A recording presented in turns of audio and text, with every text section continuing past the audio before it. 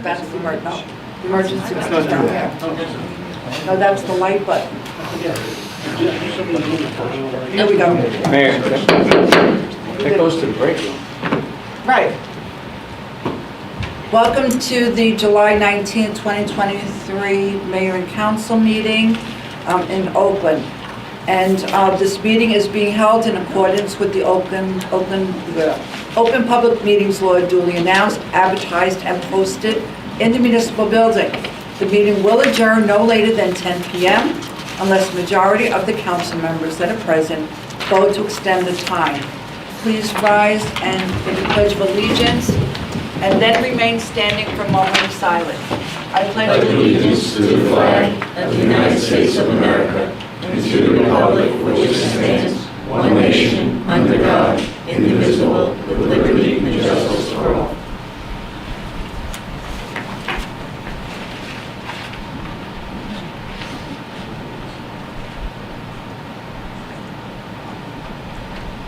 Please be seated.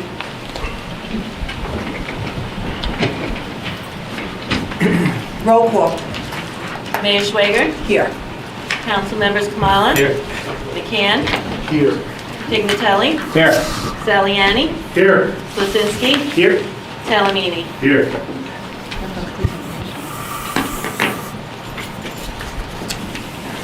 I will start with my mayor's report.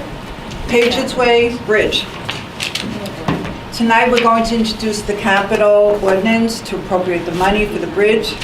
More the money that we received, $3 million from the state DOT, 1.6 from 1.64. 1.64 from that Holly Shapizi was able to get for us. We already had $1 million plus. And I received a call this week from Congressman Pasquale's office. They're working on another $1 million. And then next year, and then I received a call from our DOT chairperson who told me that next year we will put in for the next fiscal year funding so that we get the balance of the money for the bridge. So tonight, we're going to introduce the ordinance. We vote on it in August, then we can go out to bid and move forward. I do not have any information yet about the raising of the tonnage. I'm told by the engineer we should know approximately tomorrow. Person's on vacation, Mayor. Well, no, tomorrow, maybe. Roads. Listen, the roads are a mess. I'm not going to deny it. It's a disaster, each of the roads where they're building. It's PSE&G, it's piping, it's sewer lines, and now they're going to be putting in, the county is doing the handicap ramps. This week, they should be finished this week, and I'm told by the county that 202 will be repaved in August from Franklin Ave up to ShopRite. So I will keep you posted on the scheduling of 202's repaving. We are also, tomorrow, you will see county workers at Bush Plaza Park starting to look at that. They're doing they're doing the repay, They're going to be moving some catch basins at the site and also laying out the curb and the handicap ramp at that location as well. Right. So Okay. we'll start seeing activity, I would say, next week at Bush Plaza. Okay. And with that, I'll entertain, well, do you want to give your report now? Go ahead. The only thing I wanted to say, Mayor, you talked about the roads. We have a pre-construction meeting this Friday for the Oakland Road Program, which is $1.035 million. About 3 miles of roads that are going to be paved as part of that program. We'll have a better idea on Friday on the contractor schedule, but of course we will be pushing them to start in August when schools are not in session as quickly as possible. And then PSE&G is scheduled to come back in October to finish the second phase of all the roads that they've opened over the winter this year. I think of particular concern is Hiawatha Boulevard. So I will be pushing with PSE&G on the paving of that road. Lastly, the construction of the force main under the railroad. I checked late today. It was successful. We're looking at maybe one more day of operations out there, and by Friday, that work should be done at the railroad. So that was certainly good news. That was a difficult construction to get that sewer line on the railroad. I told the county that they have to finish 202 repaving before school starts. There's a new look at that intersection, There is? a manhole. Oh, okay, it's something we don't see too often, in a sewer manhole. A sewer manhole, right? For that reason. Yeah. I could go on for another half hour, Mayor, but I'm not. And so maybe, if there's any other questions at the end, I can answer them. Thank you. Thank you. Take notes. At this time, motion's open to the public. So moved. Second. All in favor? Aye. Anyone wish to speak?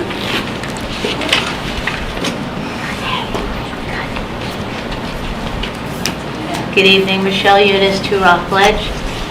Mayor, thank you so much for that update. Great news that we got the grant money and all the money we have. But my question is, I just want to kind of understand and clarify. Last I heard, it was going to be a $9 million project. We have grant money, I'm going to say somewhere between $5.5–6 million. So we have the grant money, which is great. My understanding is the town has bond money that they went out 4 years ago. So with the grant money plus that bond money, is that enough money to award the contract? Because my understanding is a municipality can't Yes, award it. yes. So why are we talking about getting more money next year? Do we already have it? Because it's bond money. You want Which means we don't have, it's like a loan. Okay. Pay off the bonds. Don't you want us to pay it off? Mayor, right, so with these grants, in this capital ordinance that we're introducing tonight, adopting in August, we will have enough money to award a contract, okay? What the DOT has committed to us is seeking to provide more money, more grant money, to defray the cost of the Oakland taxpayers in next year's state budget cycle. Okay. And whether or not any of that materializes, of course, I think is going to depend a lot on state finances at that time. But that would basically serve to reduce the budget impact. We would take that money and basically be able to reserve it to pay off the debt service on the debt that's already been financed. Okay. So grant money plus bond money, we have $9 million to award. We have the enough to award. We will, once that's done, we will have enough to award the bid. contract. Okay, thank you. Anybody else? Motion to close. Motion to close. Second. All in favor? Aye. Approval of minutes, the June 28, 2023 meeting. There a motion to approve? So moved. Second. Any additions or corrections? If not, roll call. Councilman Kamala? Abstain. Councilman McCann? Yes. Councilman Pinkatelli? Yes. Councilman Saliani? Yes. Councilman Slisinski? Yes. Councilman Talamini? Yes. The June 28, 2023 executive session. If there's going to be any corrections or changes, that must be done during exec. Is there a motion to approve? So moved. Second. Will there be any changes, additions, deletions? If not, roll call. Councilman Kamala? Abstain. McCann? Yes. Pinkatelli? Yes. Saliani? Yes. Slisinski? Yes. Talamini? Yes. We have 4 items for special announcements, appointments, and raffles. We'll do the quick ones first. Prakash Glory has put in a citizen leadership form to fill the final seat on the zoning board. It would be the alternate 2 position. And I move his name. Is there a motion to approve? So moved. Second? Roll call. Councilman Kamala? Yes. Councilman McCann? Yes. Councilman Pinkatelli? Yes. Councilman Saliani? Yes. Councilman Slisinski? Yes. Councilman Talamini? Yes. The Sports Association has put in a raffle application, raffle license 1457, and it is for August 25th, 2023. It's a raffle, 7 p.m., and it's to cover player expenses at the 2024 Ripken Tournament player fees, uniforms, and player lodging. Is there a motion to approve? So moved. Second. All in favor? Aye. Any opposed? The next one, is a request for a temporary sign at Bush Plaza by Franklin Lakes Oakland Rotary Club. It's the car show, and it is a combination of the Rotary Club, who else? It's the public events, and it's public events, Oakland Physical Therapy, and RE/MAX. Is there a motion to approve? So moved. There's a second. Second. All in favor? Aye. Any opposed? And now we have presentation of downtown architectural standards from Kevin Heffernan.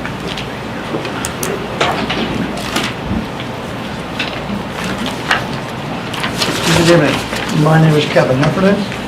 Speak loud. First, I have to give you name and address, even though we all know you. That's what I'm doing. Oh, but we can't hear you. You have to speak louder. All right.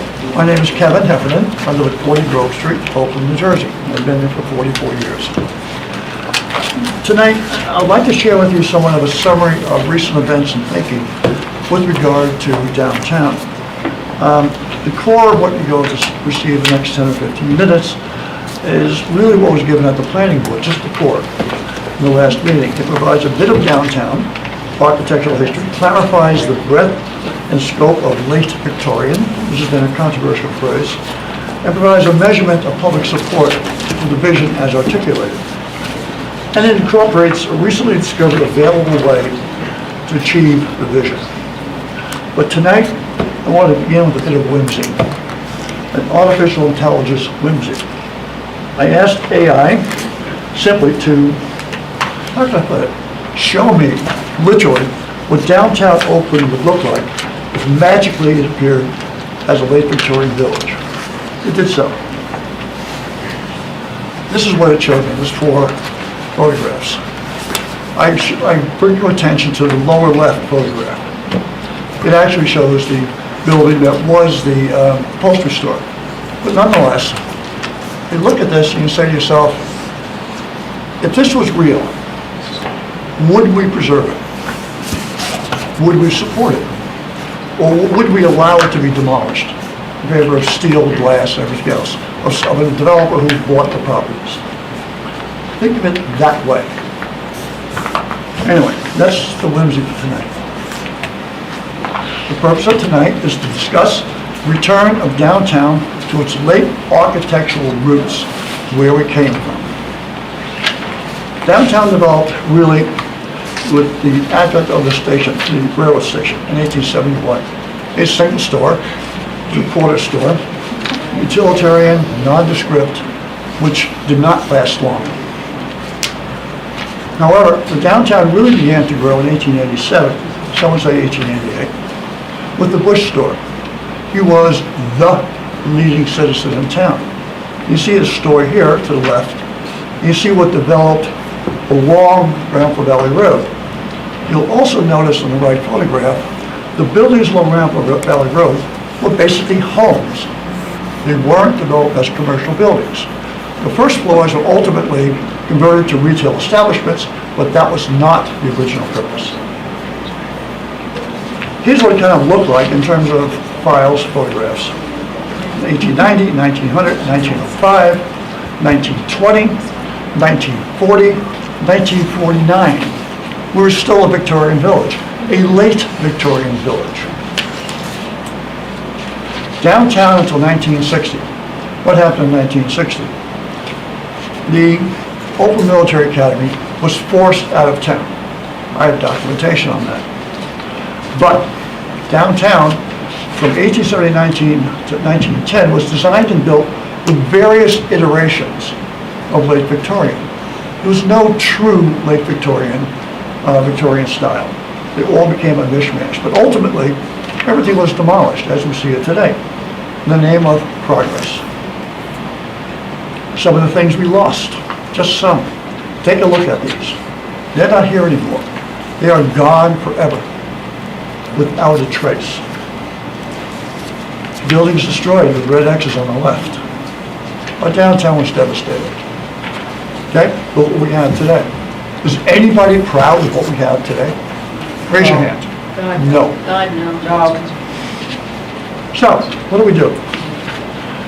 Along the way, the planning board developed a master plan, and it recognized the travesty of downtown. Indeed, here are two elements from the master plan. Okay? First one, pursue financial assistance programs, okay, that will help small businesses improve the facades of their buildings, encourage the rehabilitation of existing buildings with specific architectural guidelines to revitalize the existing conditions of buildings and properties. That's the master plan as we speak today. In terms of the streetscape design, thematic design, okay, that will further enhance the borough's character and aesthetic image. This is master plan. This is not Kevin Heffernan invention. All I'm doing is articulating the vision based upon the master plan. Improve and enhance features which are important to defining and identifying the character of the borough. Again, this is in the master plan. Just read it, you'll find it. So, we have a vision initiative implementing the master plan. The vision for downtown is to restore its original architectural roots, i.e. a mixture of diversity and beauty found within the architectural roots of our founding, as proposed in the master plan. What is late Victorian architecture? I think there's been a lot of misunderstanding about that. Late Victorian, from 1870 to 1910, encompassed 7 different styles, none of which were pure as imported from England. They're all mishmashes. The buildings of this era borrowed stylistic elements from several styles. If you want to see Victorian architecture, late Victorian architecture, go to Ridgewood. That is a mixture of mishmash Victorian, late Victorian architecture. Downtown Oakland borrowed a mix of all of these. It basically became Victorian eclectic. Not one style that's imposed. Late Victorian architecture, single-story storefronts. Is there anything on these 6 photographs that isn't worth loving? These are all beautiful buildings, single stories. What would we like to have storefronts like these in downtown? Such that downtown can become a destination place for other people from other towns. Look at 2 stories. Now, these are just beautiful. I'm sorry. Is there anything in these that is not worth loving? I mean, above you have 2 stories, you have 3 stories, you could have apartments, you could have businesses, offices. Makes no difference. These are spectacular. And the cost of doing this is no more and no less than steel, glass, and concrete. Now, as you know, I'm obviously a proponent of this, but I'm one vote. I'm also the founder, if you will, of the Historic Oakland Facebook page. So I put it to the membership. And I posted this about, a month or 2 ago. And it's a very important question. I'll read it to you, it's very important. In the early 1960s, the Oakland Military Academy and all of its buildings owned along Round Valley Road, which were many, were demolished to build a Copper Tree Mall, thereby destroying most of Oakland's architectural heritage, developed from 1875 to 1910. The result was devoid of any vision and an unplanned disaster in downtown as we see today. This is what I posted. I gave some pictures, and they're pretty pictures. Sewers are planned for the next 2 years along Round Valley Road. That can cause huge, unplanned, discordant changes to our business district, not seen since the destruction of the Oakland Military Academy. That can happen if we're not smart. Consideration is being given to require all new buildings in our business district to have an architecture that reflects Oakland's historical roots and heritage. I don't use intentionally the words late Victorian. As the primary administrator of this page, I love the idea. Well, what do you think? I want their opinion. Please, everyone who currently has ever lived in Oakland, voice your opinion in the comment section below. They did it. The reach was 1,200. And by the way, the Oakland Facebook page is now the 2nd largest in Oakland, with over 3,400 members. Written comments, 65. Percent positive, 100%. About 3.5 years ago, I also did a little survey amongst the 3 open pages. And I asked, Well, what do you think of returning downtown Oakland to its architectural roots? Same type of question 3.5 years ago, in 3 different pages. Like, love, support, not support. As you can see, not support, 3. Like, love, 276, support, 108. Because they were basically the same question, I combined the 2. Positive, like, love, 448 votes. Negative, not support, 3. Positive, like, love, 99.3%. These are voters, folks. Negative, not support, 0.7%. Now, what if our downtown began to look like this? Okay, with nice shop fronts, very Victorian, very pretty, or perhaps the bottom one, single story only. I mean, is this not nice? Is this not infinitely better than what we have? Well, maybe with 2 stories, look like that. Not bad at all. It's kind of pretty. It's very different. No 2 buildings are the same, and none of them are pure late Victorian. Consider the alternatives. You can do nothing. Existing disgraceful downtown as is. 2, you can permit builders, developers to construct whatever they wish, which occurred after the academy was destroyed. And that's what we have today.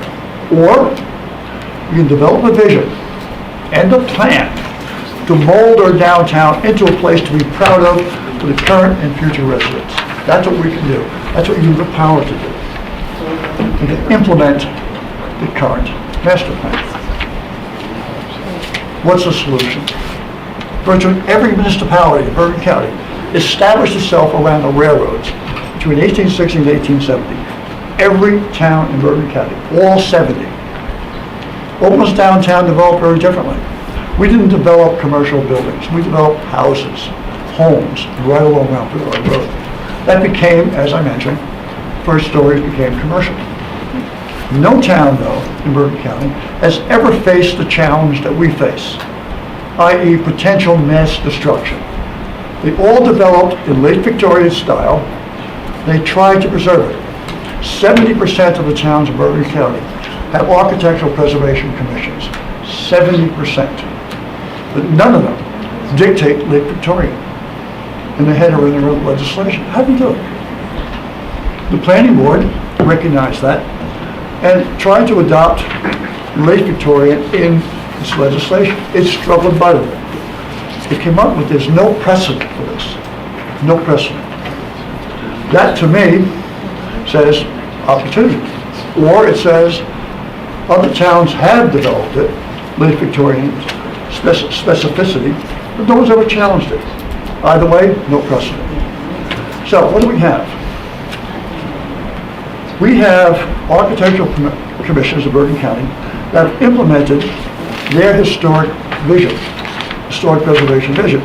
Princeton, Washington, Township, Tenafly, Glenridge, Hattonfield. We'll look at Ridgewood. Cape May is Cape May because, a little interesting story, because it all burned down in 1860, 1870. Everything you see in Cape May today was charred. They rebuilt during the Victorian period. And Cape May until 1950s, late 50s, early 60s, was frankly rather downtrodden. They decided what they want to be when they grow up. They wanted to be a place where people go and visit. And that's when they began the preservation efforts, which exceed the national standards for such. Each town takes great pride in their de facto late Victorian architecture, yet none developed legislation to demand it. How do they do it? They provide a specific historical architectural vision. They use key phrases, door whistles if you will, consistent with guidelines, respect historical heritage.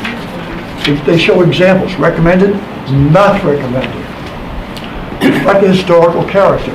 These types of phrases are endemic in the preservation laws developed by the commissions. Excuse me, Kevin, you have 1 minute. Yes, You have 1 minute to go. 1 minute. Why only 1 minute? You requested 15, Yes, at 14. Thank you for reminding me. I'll continue.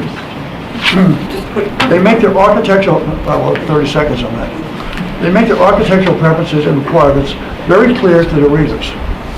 Benefits to Oakland, civic pride, vastly improving downtown, increased tax revenues, increased citizen opinion, retailer benefit, destination town, significantly increased residential real estate values, and can support affordable housing.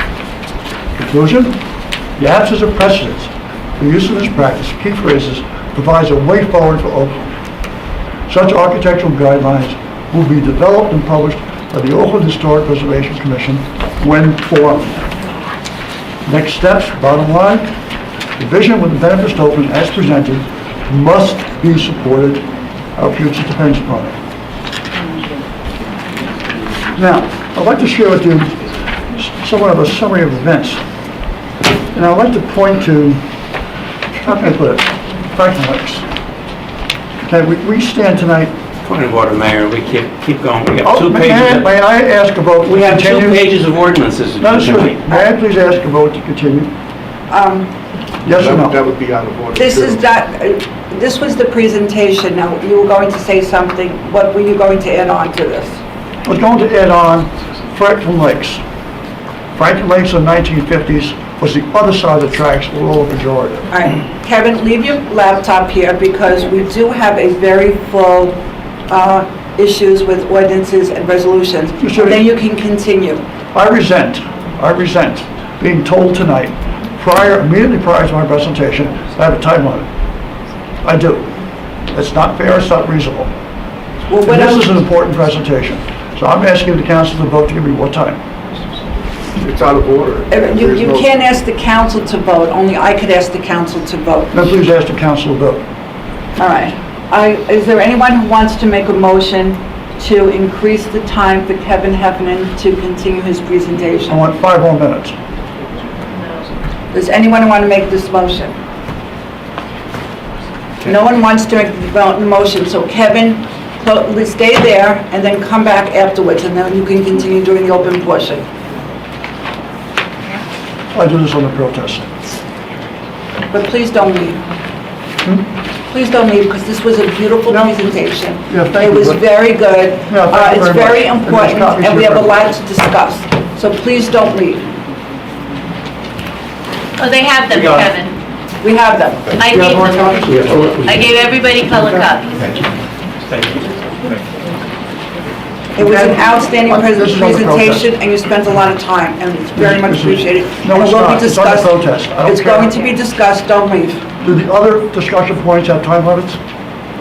Yes The or other no? discussion point? Yeah, I mean, or the busy agenda. Is there a time limit on each one? You said 5 minutes, right? No, yes, I did. Is there a point of limitation on all the other items for discussion today? I don't understand what you're asking for, but let us finish, and then you'll come back. Can we add the 5 minutes to the second presentation? It would come under. It's coming, look, nobody wanted to increase the time now, so I'm asking him to stay and to continue. And he has 5, what's the time limit on the? Well, you didn't make a motion, We can extend that. but no one made a motion. All right. Fair point. All right, resolutions. We'll do this as a consent agenda. If you wish any pulled out, let me know. Okay. These are resolutions. 23-24, appoint Sustainable Green Team Secretary Lori Saunders, stipend of $1,200, effective July 24th, 2023. This is for the Green Team. 23-25, authorize conservation agreement with the Land Conservancy of Oakland. The borough has established a flood buyout plan. I'm having trouble Sorry, could hearing you up repeat the here first one? We couldn't hear you. because people are speaking, so Yeah, yes. that's true. Could you I will please, repeat it. So about the green team? Yes, Thank you, ma'am. it was the Green Team Secretary. It is effective July 24th, $1,200 stipend to Laura Saunders. And if anybody wishes any of these resolutions, we have them. Thank you. Appreciate it. 23-225, authorized conservation agreement with the Land Conservancy of Oakland. Oakland has established a flood buyout plan guided by the Oakland's flood acquisition plan. We have sought assistance from public entities. The Land Conservancy of New Jersey is a nonprofit corporation. The borough has entered into a contract for sale of real estate with two homeowners, purchase homes located on Lenape Lane, known as Block 1404 Lot 9 and Block 1606 Lot 40.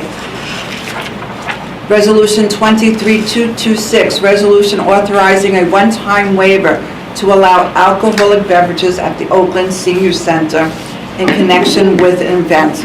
And this will be, yes, you are welcome, this will be August 22nd, 2023 at the Oakland Senior Center. 23-227, award contract to Boswell Engineering for engineering services for the 2023 road resurfacing program, which the engineer had mentioned earlier. The cost is $105,000. Construction inspection services are $105,000. Our CFO has certified funds are available. 23-228, authorized refunds of water payments in the amount of $2,045.03. The CFO has verified the amount due. Krista Terasak and Wyckoff for $852.76. That's for Block 402, Lot 30. And Carl Kaplan on Bauer Drive, Lot 3204, Lot 2, for $1,192.27. 23-229 is a resolution endorsing the housing element and fair share plan for the Borough of Oakland. And if anybody's interested, we have a full packet for anyone to read. 23-230, authorized refund of recreation fees, and our CFO has verified the amount due and owing. O'Hara Family Football, $125. Mazzella Family Summer Camp, $413. Fernandez Family Summer Camp, $393. Calangello Family Football, $125. Molina's Collins Family Summer Camp, $600. And the Walters Family for $115. 23-231 is award contract to Natural Green Lawn Care for Recreation Complex Field number 5 and number 9 refurbishment project. It is to Natural Green Lawn Care, and it's through co-op pricing, and they have submitted the proposal dated July 7th and $59,800. Our CFO has certified funds are available. 23-232, appoint temporary fire subcode official, which we are in need of due to a vacancy. Brian Comito meets the qualifications and holds the fire subcode license at a rate of $50 per hour, and it is effective June 20, 2023. 23-233, appoint part-time fire inspector. We have a need for a fire inspector in our code enforcement department. Edward Lawler be hired as part-time fire inspector at a rate of $25 per hour, effective July 24, 2023. 23-234 is award contract for CRS services. That's for flood insurance. The CRS program, which started many years ago with the Flood Commission, really pushed it, and I want to thank Lou Levy for that. We worked on it together when I was sitting with him, and it's now time. We need somebody new because who we had is no longer available. So it's now Echo Adapt Strategies LLC, proposal dated April 3rd, 2023. Our CFO has certified funds are available, $9,000. It will be outlined in Ordinance 12 Code 669, adopted July 11th, 2012. And 22-235 is authorized release of escrow funds towed landscape 53 Spruce Street for professional review escrow funds for their application that was before the Board of Adjustment. CFO has determined the amount remains in escrow, $2,487.18. And 23-236 is authorized release of escrow funds to IE Holdings LLC, 5669 Berkshire Valley Road, Suite 7 in Oak Ridge, New Jersey, and requested that their professional review escrow be returned. Application. Our CFO has determined the amount remains in escrow in the amount of $14,868. Are there any you wish to pull out? If not, is there a motion? Motion. Second? Second. Any discussion? Roll call. Councilman Kamala? Yes. Councilman McCann? Yes. Councilman Pignatelli? Yes. Councilman Saliani? Yes. Councilman Slasinski? Yes. Councilman Talamini? Yes. Okay, ordinance 23, code 910. This is for final adoption. It is an ordinance supplementing chapter 9 of the Oakland Code to permit dog park rentals. And it would be $200, not to exceed 3 hours or conclude after 6 p.m. Is there a motion to open to the public for a public hearing? So moved. Second. All in favor? Aye. Does anyone wish to speak on the dog park permit for rentals? No? Motion to close. So moved. Second. All in favor? Aye. An ordinance supplementing Chapter 9 of the Oakland Code to permit dog park rentals. Is there a motion to adopt? So moved. Second. Roll call. Councilman Kamala? Yes. McCann? Yes. Pignatelli? Yes. Saliani? Yes. Slasinski? Yes. Talamini? Yes.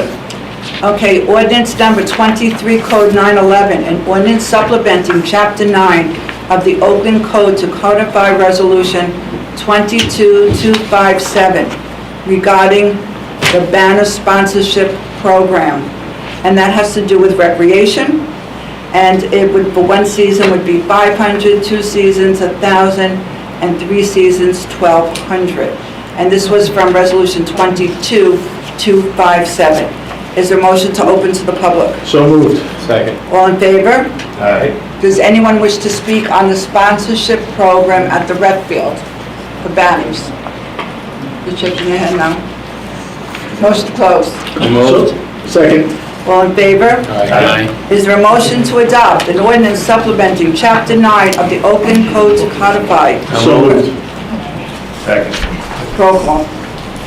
Councilman Kamala? Yes. McCann? Yes. Pignatelli? Yes. Saliani? Yes. Slasinski? Yes. Talamini? Yes. So now I'm doing this to 2021. No, first we I have to. can't do the others first? Oh.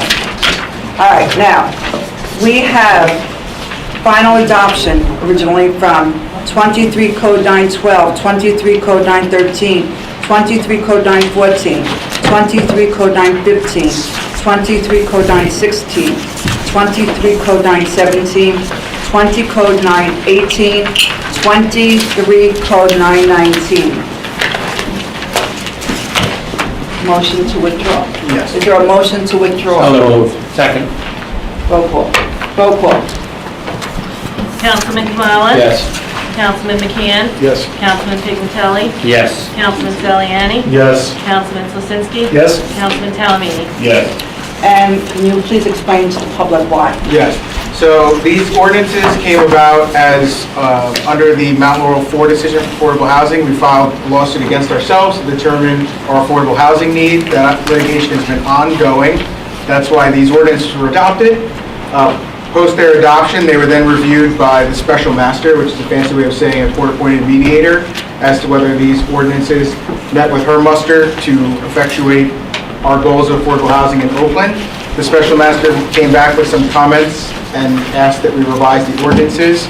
If we don't revise them in accordance with the special master, we risk losing our immunity for affordable housing lawsuits. So it was the recommendation of Affordable Housing Council and myself that we make these minor changes and reintroduce the ordinances on first read tonight and re-adopt them again in August on second read. All right. And then pass the What? Did we do the vote? Did we do the vote? I'm confused. Yeah, we voted it on to I was withdraw. watching Kevin walk out, sorry. All right, now we have introduction of 23 Code 920, an ordinance authorizing binding municipal referendum and the continuation of an annual levy through the Open Space Trust Fund. Is there a motion to introduce? So moved. Second. Roll call. Councilman Kamala? Yes. McCann? Yes. Pignatelli? Yes. Saliani? Yes. Lizinski? Yes. Talamini? Yes. Final hearing. August 16th. And these ordinances that are being introduced tonight are available in both Borough Hall. Any of us have it, and I have it in my office if anybody wants copies of them. And please read them on August 16th, final hearing, and at that time we will have the public hearing. Okay, 23 Capital 921. Capital ordinance to appropriate an additional sum of $4,640,000 for the replacement of Patriots Way Bridge in, by, and for the Borough of Oakland in the County of Bergen, State of New Jersey, to be raised from a grant included in the 2024 state budget in the amount of $1,640,000 and from the Department of Transportation grant in the amount of $3 million. Is there a motion to introduce? So moved. Second. Roll call. Councilman Kamala? Yes. Councilman McCann? Yes. Pignatelli? Yes. Saliani? Yes. Lizinski? Yes. Talamini? Yes. A copy of the ordinance is available for thorough reading for anybody who is not a little confused or wants to read the full ordinance. All right, introduction now of, no, Final 922. these are finals now. This is an introduction. They're still in Yeah, this is an introduction. All right, 23-922, an ordinance supplementing Chapter 2 of the Oakland Code related to the recent creation of Class 3 SLEO. And that has So moved. second. Second. Roll call. Councilman Kamala? Yes. McCann? Yes. Pignatelli? Yes. Saliani? Yes. Lizinski? Yes. Talamini? Yes. And the final hearing. August 16th. Okay, now 23-27 introductions. You can read all the titles and then take one. And take one vote. These are. Yeah, because they're all related, just read all the titles and then you can take This has to do with the affordable housing. An ordinance to amend, supplement, and revise the Code of the Borough of Oakland Land Use, Chapter 59, entitled Land Use and Zoning Related to SAHD Zone. 23 Code 924, an ordinance to amend, supplement, and revise the Code of the Borough of Oakland Land Use, Chapter 59, entitled Land Use and Zoning Related to the MUAH Zone. 23 Code 925, an ordinance to amend, supplement, and revise the Code of the Borough of Oakland Land Use, Chapter 59, entitled Land Use and Zoning Related to the DT1 Zone. 23 Code 926, an ordinance to amend, supplement, and revise the Code of the Borough of Oakland Land Use, Chapter 59, entitled Land Use and Zoning Related to the DT2 Zone. 23 Code 927, ordinance to amend, supplement, and revise the Code of Borough of Oakland Land Use, Chapter 59, entitled Land Use and Zoning Related to the CBD2 AHO Zone. Now, these are introduction. Yes. Is there a motion to introduce? So moved. Second. Roll call. I'm sorry, who seconded? I didn't hear. Mr. McCann. Councilman Kamala? Yes. McCann? Yes. Pignatelli? Yes. Saliani? Yes. Lizinski? Yes. Talamini? Yes. And that replaces the others, and we're all set. Now we have work session. Thank you, Mayor. First issue tonight, I just wanted to sort of gauge the interest of the governing body. I was emailed by a Ms. Pope who asked if the borough would be in favor of accepting a donation of a bench down by the Round River. This would be in honor of a family member and longtime resident, and that gentleman's granddaughter. She was thinking about having it placed down by the river by the railroad trestle for people to enjoy the river. I said I would just take the request to the governing body, gauge everybody's temperature on it, and if you were conceptually in favor of that, we'd go back and work out details in terms of who did the installation, the style of the bench, exact placement, things like that. Are there parameters on location, size, and all that? Recreation has done that for park benches within the rec facility. So Mike and I can coordinate on that. I also have some information. It may be worthwhile to look at what some other towns do. I have some information on what other towns have done in terms of setting up formal programs for this type of thing, just to formalize it a little bit. If you drive down River Road, there are beach chairs, lounge chairs along the river. This is along the river, I assume. Yes. And it's in memory of Mr. Lurch. How do you pronounce his name? Lurch. Is there a problem with us allowing somebody to put a bench No, I just want to in make sure. memory? I don't think there's a problem at all. So I'm sure we put some, There needs to be some parameters on it if you're talking about borough property, but if everybody's conceptually okay with it, I'll work out details and bring it back. I officiated weddings along the river. Is it okay because we put a permanent structure in the flood zone? Well, that's one of the things I'm going to work out.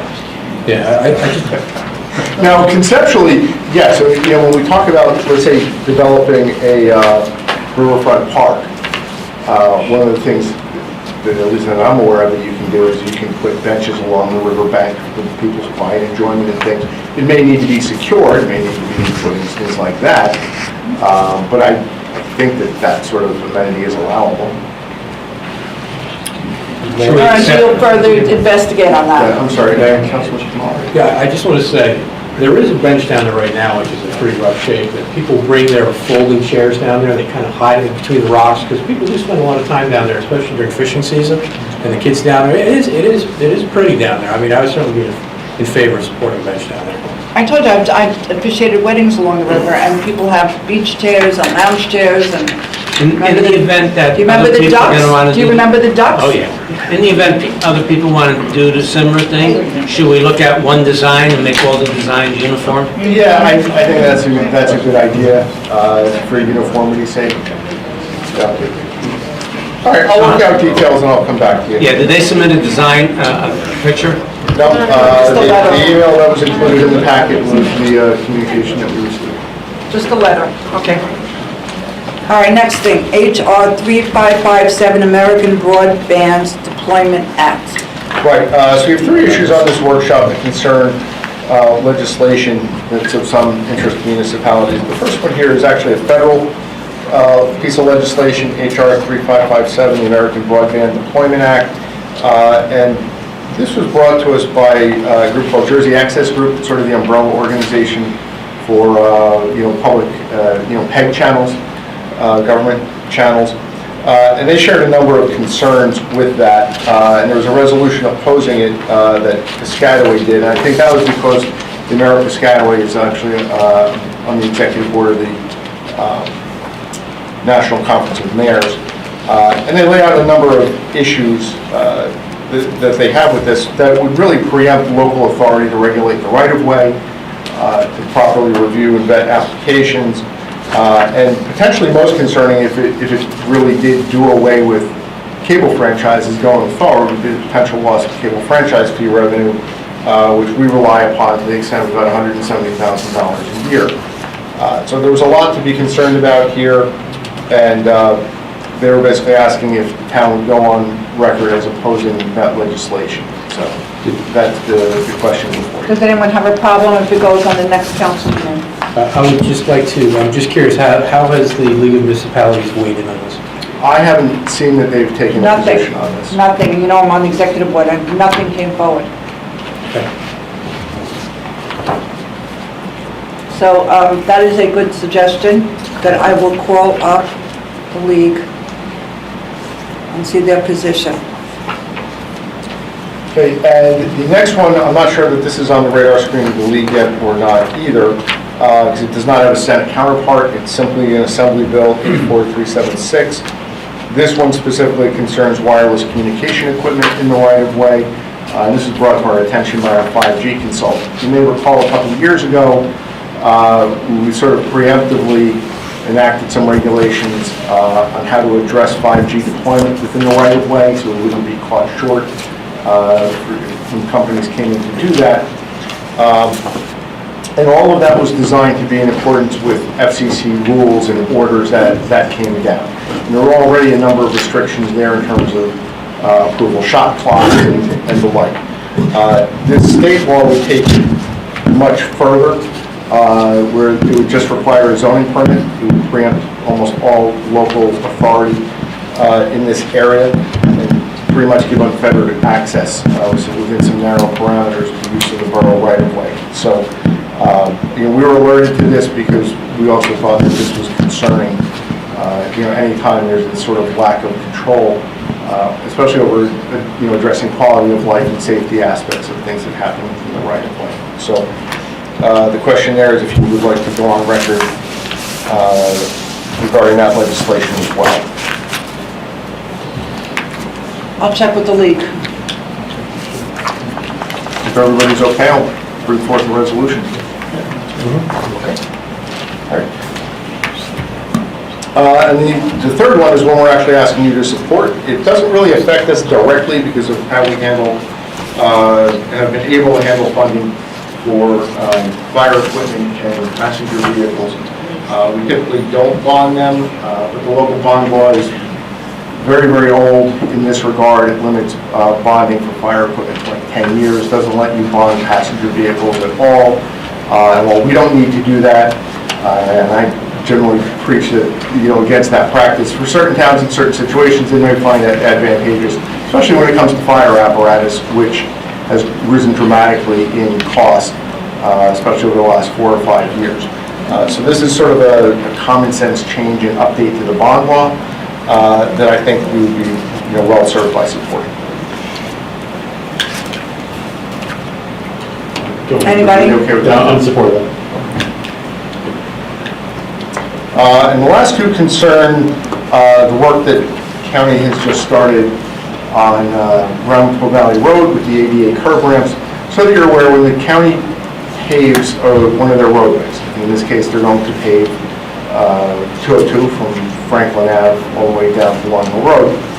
Any of the ADA facilities, curb ramps within that project area need to be brought up to federal standard.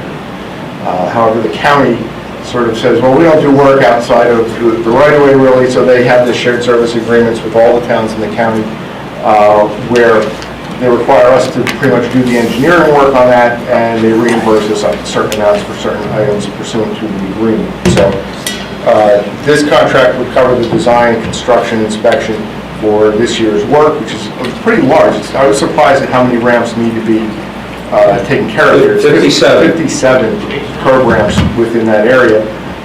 And for next year's program, the county is looking at paving Franklin Avenue. There's a much smaller number of ramps there that we believe need attention. I think it's 4 or 5, something like that. 4. Okay. You know what? Without my glasses, I can still read that. So we have to pay for the engineering for the county? Up front, and then we get reimbursed on the back end. The county facilitates the construction. And who is doing the actual ramp? The construction work is by a vendor under contract to the county. So what is the actual service that we're paying you for? Are you going to oversee contractors too? Yes, basically, the county wants the municipal engineer to certify that the ramps were built in accordance with ADA standards.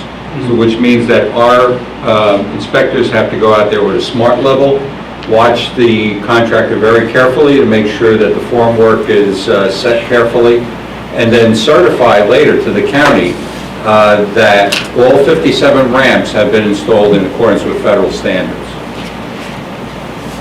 in order to get the street paved. So is there any comment from anyone? Yes? No, I just was Oh, I confirming. heard it. No, I was just confirming we get reimbursed. That's what I asked. The work, yes. Here, the county is doing the road, the county is telling us what to do, but we're paying. Councilman Cannon, sorry? Not all of it. Right, there's a schedule in the shared service agreement. I don't think So much for we're this, so much fully for getting that. reimbursed. We're not. No. It's, there's a formula for design.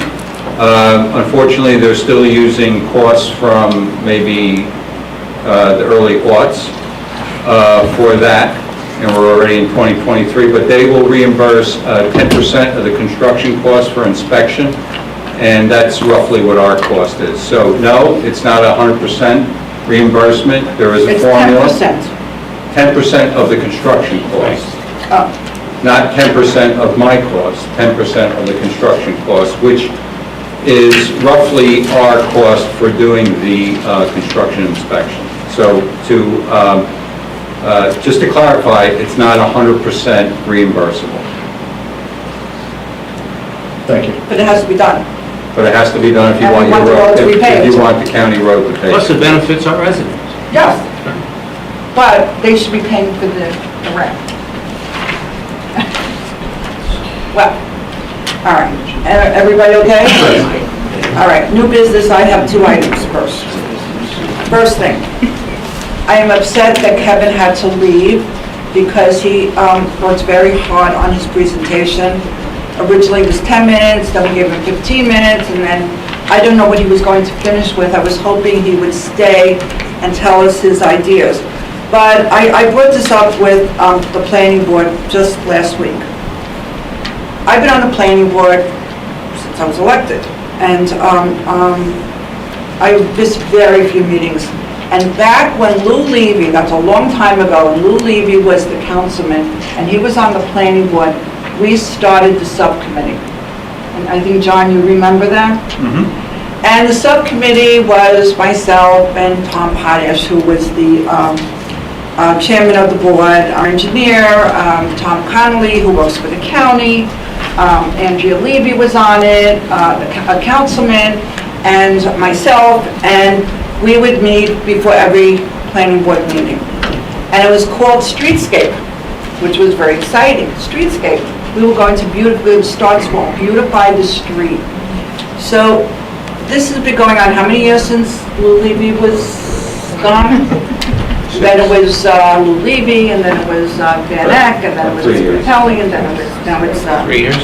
how many years? About 3 More years, than Mayor. 3 years. Anyway, so I go to these meetings, and it's the same every month. And I said, this is crazy. We see beautiful presentations. We've had at least 2 at the planning board. How many do we have here? At least 2 or 3 here. And nothing is being done. Because we started from a very simple streetscape, and we've gone to this grandiose plan, which we cannot do legally. You can't force a business to redo until they sell or they improve. So, I was sitting, and I was told this to this last meeting, the subcommittee, the planning board subcommittee, that's what it's called. And I told everybody at the meeting, I said, look, I sat in Ramsey the other day. I was coming back from an appointment in Ramsey, and it was traffic because the train went through the middle of town. I was sitting in Ramsey. And I'm looking at Ramsey, and I'm saying, well, the buildings aren't all the same, but you know what? The sidewalks look nice. They have the poles that are so pretty, you know, the gaslight looking poles. They have like little planters, nice clean sidewalk. And I said, that's what we were going to do, the streetscape. What happened to streetscape? Instead, we have this grandiose plan, which is beautiful, and we will eventually do it, and we have to do it and get ready for it, because when sewers come and the developers come, we have to be prepared and be ready. And so that's why these plans are important, which is why I brought up last year about an architectural review commission, so that when the developers start coming in, they have to adhere to certain beautification requirements. But in the meantime, we're getting our road paved, but we're still gonna have these ugly sidewalks. So I'm asking this council to consider taking back streetscape from the subcommittee at the planning board, and let's move forward, just try to beautify it. And I spoke to Councilman Komal about this. Let's try to start small. You know, you can't go from 0 to 100 overnight. You go from 0 to 1 to 10 to 20, you keep working up. And that's my suggestion to this council. And I'd like to hear what you think about that. Let's take streetscape back from the planning board, and let's try to beautify the street, because we have control on that. We don't have control on the buildings until somebody does something with their building. We can't force them, Mayor, right? can I ask you a question? Yes, Didn't Mr. Heffernan make this presentation already to the planning board? at least twice, if not 3 times. Yeah, and I think we've heard it 3 times. we do want to move forward. I agree with you, but, again, we're thinking of Victorian. No, I'm not talking about that. Wait a second. That's not what I'm Well, talking this about. plan is talking about Victorian. So I'm thinking about old looking. How do we Changed keep it. these, You changed it. how do we keep these buildings from deteriorating from that to get worse? I guess I'm not making myself clear. I'm saying I know what you're that- saying. that we have to start small. If we keep waiting and waiting and waiting for the right plan to come along, the sewers are gonna be in downtown, the developers are gonna come in, and we don't have a plan, we don't have any kind of Isn't this the plan? architectural- Isn't this We the don't plan? have one. That's Kevin Heaven's plan. Yeah, now, We need is- a plan. is But he- I'm asking right now, Yeah. forget about that for the moment, put that down, turn it over for the moment. I'm asking to consider taking the subcommittee from the planning board, bringing it to the council, and start small. Let's beautify the sidewalk. So- Let's look at the lamps. Let's look at planters. Let's clean up the sidewalk. The idea, the last idea was going to be more cost effective because it was going to be like, the Walgreens sidewalk? It's concrete with pavers along the side. It looks very pretty. I remember a couple of years ago, we were looking into it, and I thought we had been denied a grant. We wanted to do something. Oh, yeah, $1 million grant, We yeah. applied for something, and we didn't qualify somehow. And we stopped. For the, but that's what I remember the last time we were looking into it. I mean, because I know the street poles, those are expensive. Lamps, right, beautiful lights. This is what I do. That's your business, yes. And when they get knocked over and somebody asks us to replace them, they can't believe how much it costs just for the pole, and then we have to put it in. But they cost a lot of money, those pretty poles. And so we're talking money, and I don't mind looking into it. I just, but it's money. Mayor? Yes, May I- please. I think what I was told before I got on the council was that there was some of the council people were looking into declaring the downtown area of need or for a redevelopment zone. That would give you essentially, that would bring in government control over the downtown area, the buildings that would be considered light or in need. There's really two basic approaches on that. But I think Heffernan recommended against that. I think he did. I don't know. I just know that it was suggested, and I think what happened was the suggestion was made, and I went back and looked at one of the meetings. The suggestion was made on the streetscape was to delay the streetscape until the council made a decision on whether or not to declare a redevelopment zone, because why do the work twice? All right, how long have you been on this council? A year now.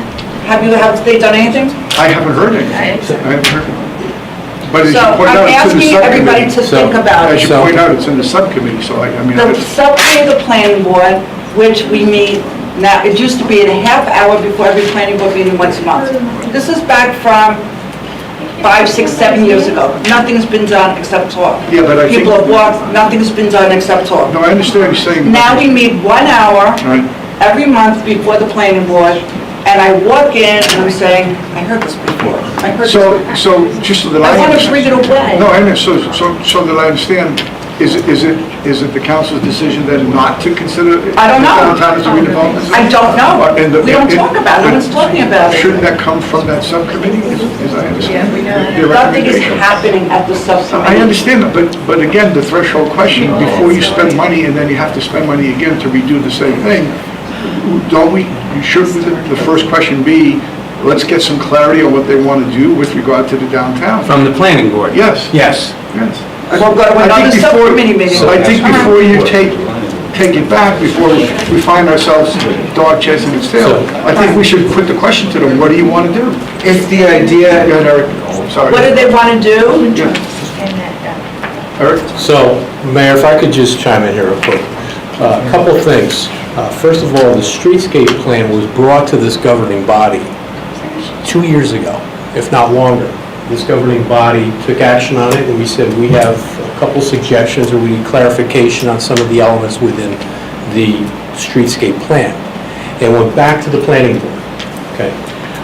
It's my understanding that Then this happened during the COVID times, and they basically stopped meeting, and it died, okay? So now the subcommittee has been meeting prior to the meetings, okay? And as the mayor said, we are now pushing to get the streetscape brought to us, hopefully as early as next meeting, so that we can take action on it. Okay. There's a couple things here also. The mayor, myself, and the borough administrator did meet with our council planner, and she was creating a presentation that we wanted to get to last month, really explaining what goes into rehabilitation versus redevelopment, as a whole, as a holistic solution to the downtown.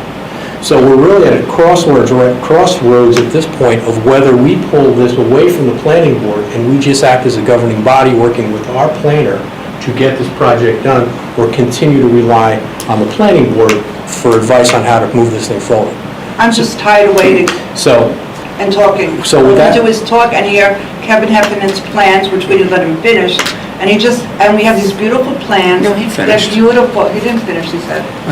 Went to the last page. Oh, Yeah, yeah. he's gonna get- Phil, just keep moving forward. So what I'm proposing is that we, have, since our planner has completed that report, that she present that report to the governing body. Good. Next month. Good. Okay, so that we can so that we are educated as a governing body on what our options are. And at the You same. put this on the schedule? Yeah, let's put- Please have to put it on the schedule. At least we'll have some action Okay. moving forward. And also at the same time, we're expecting something to come from the planning board to this governing body with the changes at request with the streetscape and a presentation on that as well. That would be good. Okay? Great. All right, second order of business. Girl Scouts. As you know, I meet regularly with Girl Scouts, Boy Scouts, and I had a beautiful group of girls come visit me, and it's Troop 97346. Danielle Rowland is the leader. And they came to visit me, and they are going for their Girl Scout Bronze Project. And they already did their kindness rocks. The girls completed decorating their kindness rocks to place around the walking path at the rec field. Then part 2 of the Bronze Project is fairy, as fairy doors. The girls have completed painting their fairy doors. And I had some project, and it's buried treasures behind doors for children to find and then replenish for others. It's all at the rec field. So now they want part 3. And I said, I can't just give permission. I need to have, since it's the rec field, I need to have the council and the rec commission decide. Book libraries. And this is what they want. This is, remember, these are young Girl Scouts. At Heights Elementary School. We still need to build 2 libraries, the book libraries, and this is all part of their Bronze Project. They have examples, they paint beautiful little pictures on these wooden little mailboxes. They look like mailboxes. Take one, Right. leave one or something. So you have an idea what they will look like. We have already collected books to put into them.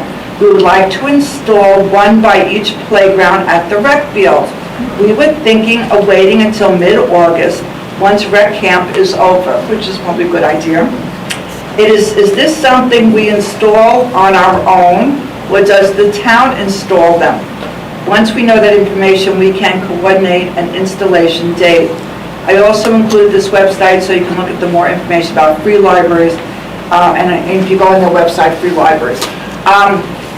If we gave them permission, do we need rec permission, or does rec permission? I don't know. Someone asked, and I said, go ahead, do it. It's just, Oh. We've done it in the past.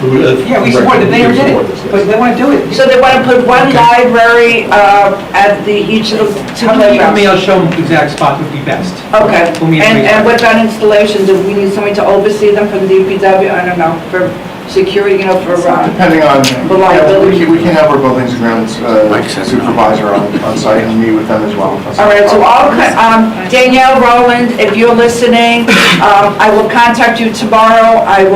We'll talk about it. And the girls, they're beautiful. They both be beautiful, thank you. I mean, they're beautiful, these young girls, and it's a pleasure to see these young girls going for a project. I attend so many Eagle Scouts for the boys. It's nice to see the girls doing something special, so that's great. Now, anybody else have new business? Yes. That was on a good note. Okay, is it a good note? Yes, well, I think so. Okay. I think most of us are aware, in the state of New Jersey, they proposed in the legislation, and which was approved, by the way, a program or a law called Senior Stay, or I've seen it both ways, Senior Stay, Stay Senior. It's to help senior citizens stay in the state of New Jersey. Most senior citizens, they don't have an additional way to make more money.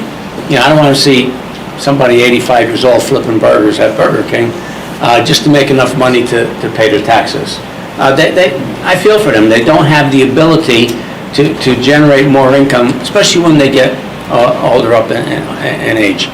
So what I would like, the governor, when he first proposed it, said that he would get money from the corporate tax, which is set to expire in December. But they never formalized where they're getting the money from. It's not supposed to start until 2026. However, if they don't come up with a plan to finance it, it's going to die. So I would love to have the council pass a resolution maybe next month encouraging both the leader of the Assembly and the Senate, send a letter, resolution to both of them, and also to the Assembly Aging and Senior Citizen Commission or body. That would be Representative Tully, Conaway, and Benson, and encourage them to come up with the formula to fund this program. Which also sent to both our Assembly. It's extremely important to senior citizens. Their eyes light up at the Senior Citizen Center when I talk to them about it. Especially in August, when they allow. Especially in August, right. So again, my proposal would be for the council or our borough attorney to adopt a resolution, really saying how it's going to affect and how it's going to help our senior citizens stay in the state of New Jersey.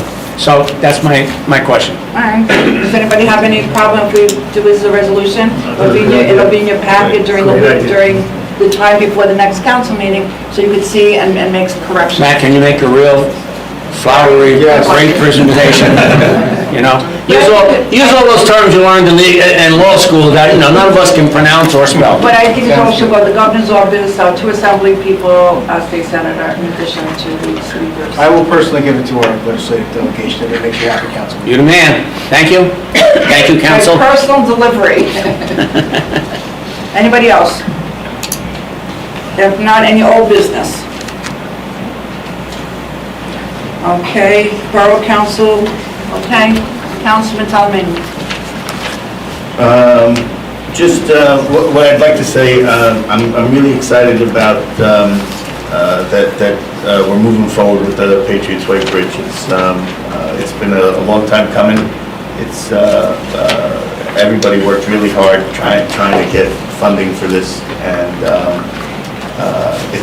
it's not over though. This is the beginning of the big hurt. Just remember that once the bridge is closed, you think there's traffic for quite a while. You think there's traffic now. There's going to be traffic, but just be ready for it. And but progress is progress. And I want to say thank you to Boswell Engineering for all that they did for helping us secure the money for this. Without Boswell Engineering, I don't think we would have the money. They used their contacts down in Trenton. They did a lot of the heavy lifting. And then public events. We always need members. Just thank you to all of the members that we have, all the work that they do, and looking forward to our next events. And enjoy the rest of the summer. That's it. Thank you. Councilman, you are our school liaison, Yes. correct? Yes. Could you please notify the school board and the superintendent, and I will follow up also, that we have a planning board meeting on August 10th, and Hovnanian will be before us for the site plan. Yes, I spoke with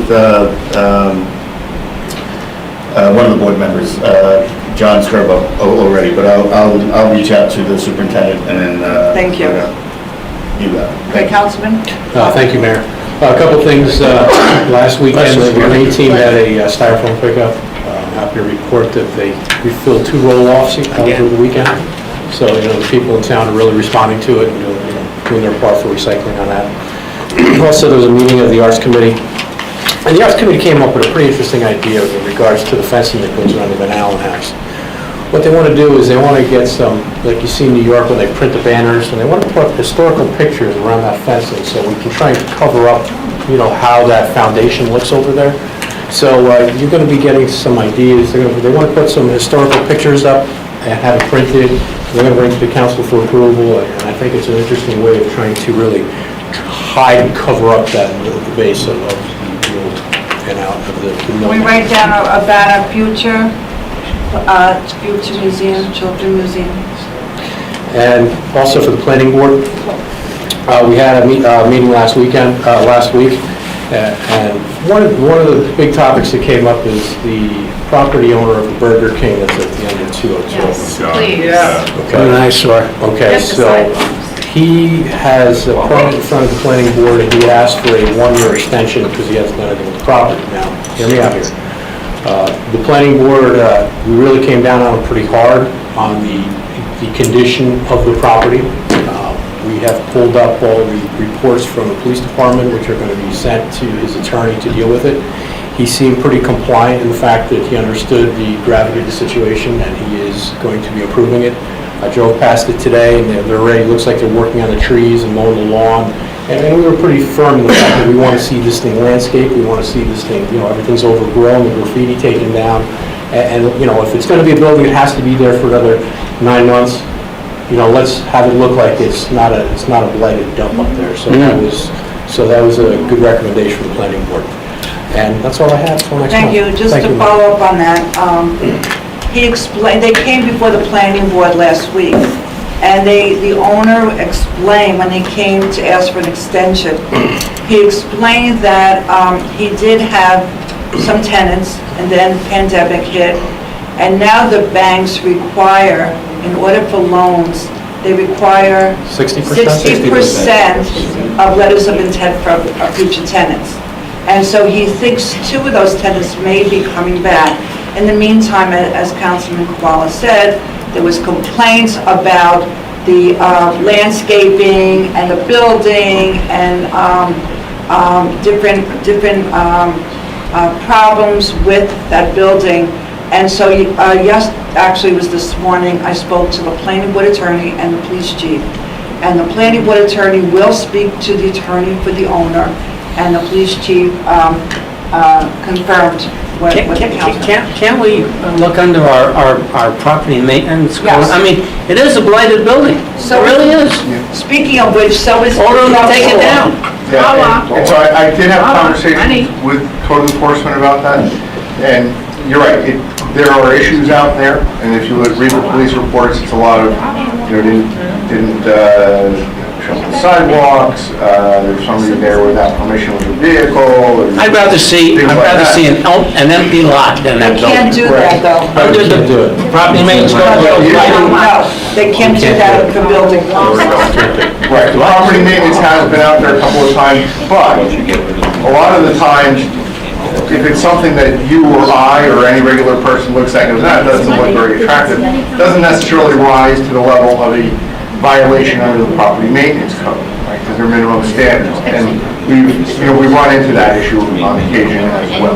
But we did speak to them. Yes, and I think that's a great And the idea. attorney spoke to their attorney with, you know, I wouldn't give him a year, I'd give him 6 months. He's had 3 years already. I wouldn't give him a year. He's asking too much, all right. That's my report. my opinion. Thank you, Councilman. I didn't get mine yet. Oh, I thought it was your... Just get right over me. Oh, sorry. I do have a voice. Seniors, no, come on. No, I spoke about the seniors, but I do want to do two reports from the police department. They conducted 384 motor vehicle stops, wow, and issued 542 vehicle summonses. Were they in the reserve? And don't forget, what? Were they all in the reserve? No. Well, I don't know where they're from. I'll stop right there. However, I do want to congratulate the borough, and Mr. Kalungi can correct me if I'm incorrect. I thought I read in our packet that the Borough of Oakland received a $10,000 grant. Where is it now? BMed grant to encourage and incentivize employees to be aware, health awareness, and activities that advance and maintain their personal health. Our role is grant, yeah. Yeah, I think it's great. I mean, it's a matching grant. We'll take the $10,000, and if it'll help our employees live a healthier lifestyle, it helps us with our insurance, you know, et cetera, et cetera. So congratulations to the town for getting an additional $10,000 grant. Well, congratulate the employees for being healthy. I hope so. Yeah, that's it, Mayor. Now you can go on to the Now I next can one. go on, sorry, now it's your turn, Meeting Councilman. sign. Okay, Councilman. Same report, I was going to talk about that, but congratulations about the $10,000. Thanks, John. Good job. Just want to cover one other issue, going back to the Patriots Way Bridge. I had an extensive conversation. I want to thank Senator Shapezi for the major role she played in helping us not just get the 1.6 million, but the original grant that came through with the help of Boswell Engineering. From what I understand, she played a critical role at a critical moment in time in Trenton, where we almost lost it because the secretary wasn't really aware of it and didn't know what it was. And it was Holly, Senator Shapezi, who brought it to her attention, and that was followed up with your efforts, Mayor. So I just want to give Senator Shapezi a real congratulations, because I've been working on her for about a year since I've gone to the council with that. So, And I think Assemblyman Bob Wolf got us the first 1.6. Yes. that's correct. And Assemblyman Orth has been very good supplement. So between those two grants, it was $3 million, and then $3 million from DOT. It was great. Great. So I just wanted to acknowledge that, and that's my report. Thank you, Councilman. Thank you, Mayor. From the Oakland Communications Commission, the Television Committee is seeking donations to go towards installing video cameras in the senior center. If you would like to donate, please contact the OCC Chairman, Ryan Schwartzfager. The Television Committee also asked me to mention that anyone running for Borough Council, Mayor, Oakland BOE, or the Oakland seat on the Ramapo Indian Hills Board of Education are welcome to participate in the candidates forum hosted by the Television Committee. The deadline to express interest is August 1st, with rules and regulations listed on the Borough website, and is also available at Borough Hall in talking to Wendy Seelig. The various committees of the OCC continue to seek volunteers, and if interested in learning more, their next meeting is scheduled for September 6th at 7:30 in council chambers. From my library update, the library has over 50 individual events in July and a packed August coming up, including a concert on Friday, August 4th at 7 p.m. by Linda Panema, a tribute to the 60s and the 80s, the Beatles, Cher, Neil Diamond, Billy Joel, Madonna, and more. Register online or by calling the library. Another fun event that still has seats available include this Friday's laser tag for young adults inside the library from 3:30 to 5 o'clock. They're still taking registration for the OPL Players, a drama club for children who will rehearse and then put on a performance on the library stage as part of the summer reading program. They also have Understanding Artificial Intelligence workshop for children on August 1st at 3:30 p.m. And also Brian Richards' Magic and Comedy Show for kids on August 3rd at 3:45. Participants this year are reading more books and logging more entries for summer reading. There is also time to sign up and participate, enjoy some fun programs, and win some cool prizes. That's it. Thank you, Councilman. Thank you. I'm late on my report tonight. So from Shade Tree, the spring plantings were postponed because of the dry season. They will take place in the fall. The Shade Tree Commission is still looking for 2 members. So please, if you want, reach out to myself or Shade Tree Commission's website. And they're also looking for someone to help lead the efforts at the dreaded spotted lanternfly. As you've seen all over town, all over social media, the spot identified has infested Oakland, and we're looking to put a little program together to educate people how to deal with it. So anyone who's looking to volunteer for that, please reach out to myself or the Shade Tree Commission. Also, I want to echo everyone's notes. I want to thank Senator Shapezi, everyone in this dais, Councilman Kamala, and his conversation was all about getting funding for Pickett's. Most importantly is the DOT commissioner, the DOT commissioner. Gutierrez, Diane Gutierrez Vicente, she's the one who pushed it. All involved, so I think that helps our community. No, they're not. All right. Open to the public. So moved. Second. All in favor? Aye. Hello, Mike O'Neill, 34 Hopper Street. I'd like to talk about Kevin Heffernan, his presentation, and when I'm done, I'd like to give Wendy this back and some handouts she wanted to give to everybody that they asked me. You wanted to give to everybody that they asked. Okay, thank you. Kevin's a volunteer. Kevin is very involved in town. Kevin is all about Oakland. Kevin spent a lot of time in that presentation, and whether we found it boring, whether we found it enthralling, whether we found it, whatever we found it, I think he should have been given the opportunity to finish his presentation. I mean, we spent 5 minutes talking about whether we should give him 5 minutes. I don't think it was right. This is the people's chamber, and people sometimes have a feeling they don't get heard by the government, by the feds, by the state. And just what happened here, what happened to him right here was what happened he didn't get heard by local. I mean, so I think that was wrong. I think Kevin really should be given his 5 minutes to speak.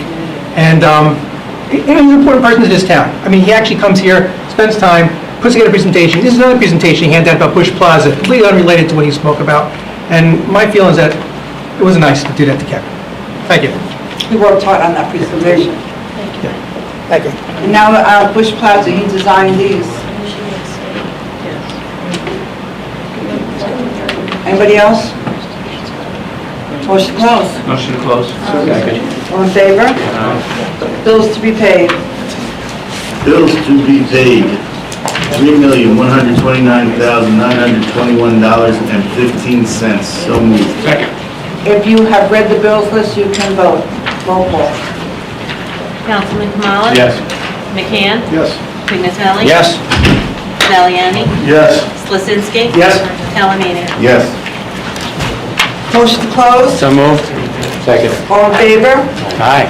The next meeting of the council will be right here in council chambers, Wednesday night, August 16th, 7 o'clock. Yeah. I don't know.